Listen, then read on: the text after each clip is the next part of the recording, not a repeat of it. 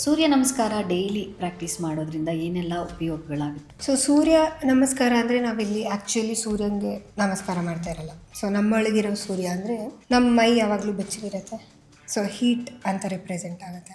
So heat ಅಂದ್ರೇ sun. So dead bodies usually cold, ಅದು represents ಹೋಯ್ತು ನಮ್ಮಲ್ಲಿರೋ ಆ ಸೂರ್ಯ ಹೋದ ಅಂತ ಅರ್ಥ. ಸೊ ಹಾಗಾಗಿ ನಮ್ಮೊಳಗಿರೋ ಸೂರ್ಯನಿಗೆ ನಾವು ದಿನ ನಮಸ್ಕಾರ ಮಾಡ್ತಾ ಇರೋದು.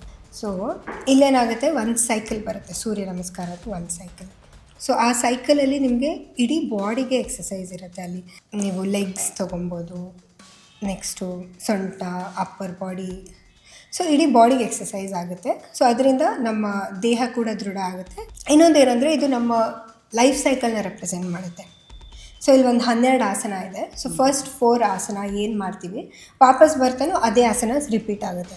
ಸೊ ಇಲ್ಲಿ ಏನು ರೆಪ್ರೆಸೆಂಟ್ ಮಾಡ್ತಾ ಇದ್ದೀವಿ ಅಂದರೆ ನಾವು ಲೈಫ್ ಸೈಕಲ್. ಸೊ ಬರ್ತ್ ಡೆತ್. ಸೊ ಹಾಗೆ ವಾಮ್ತ್, ಆ ಸೂರ್ಯ ಇದ್ದರೆ ನಮ್ಮ ಲೈಫಲ್ಲಿ ಚೆನ್ನಾಗಿರುತ್ತೆ ಅಂತ. ಓಕೆ.